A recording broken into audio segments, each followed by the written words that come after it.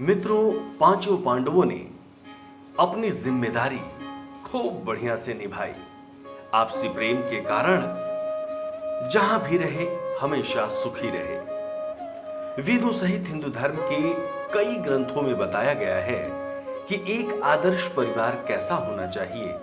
जिस तरह त्रेता युग में राजा दशरथ का परिवार त्याग, प्रेम और एकता, सम्मान और समर्पण की प्रेरणा देता है, वहीं द्वापर युग यानी महाभारत काल में पांडवों से भी ये बात हम सीख सकते हैं। चलिए आपको पांडवों के परिवार की बातें बताते हैं।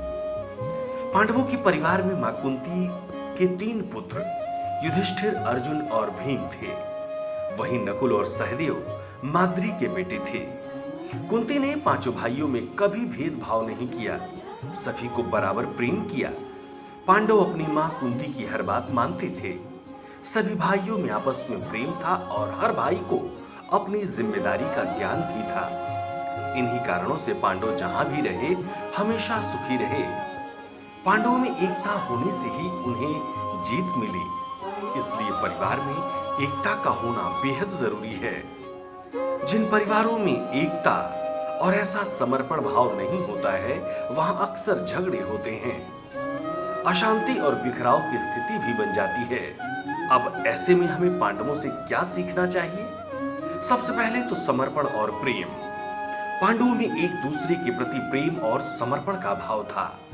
पांचों भाई हर काम समर्पण भाव से ही करते थे। अज्ञातवास के दौरान सभी ने हर काम को मिलकर और समर्पण भाव से किया।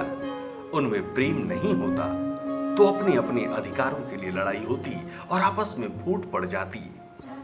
दूसरी बड़ी चीज थी पांडवों में धैर्य।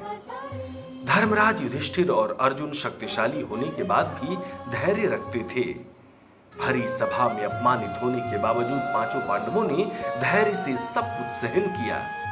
नकुल सहदेव अन्य भाइयों से छोटे थे, उन्होंने हर जगह धैर्य रखा और वही किया जो बड़े भाइयों और माता ने कहा।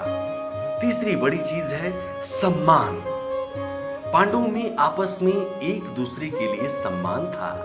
धर्मराज युधिष्ठिर सबसे बड़े होने के बावजूद अर्जुन, भीम और नकुल सहदेव का सम्मान करते थे। हर बड़े कार्य में उनसे सलाह लेते थे। भीम सबसे बलशाली थे और अर्जुन से अच्छा कोई धनुर्धर नहीं था।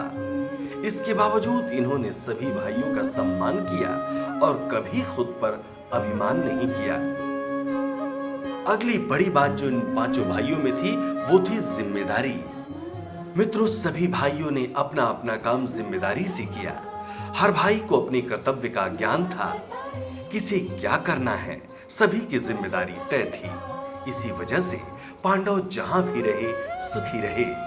सभी भाइयों ने अपनी अपनी जिम्मेदारियों के अलावा भी काम किया, लेकिन उसको लेकर आपस में कभी विवाद नहीं किया।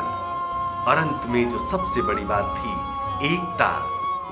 माता कुंती सहित पांचों भाइयों में एकता होना ही परिवार का सबसे बड़ा गुण था।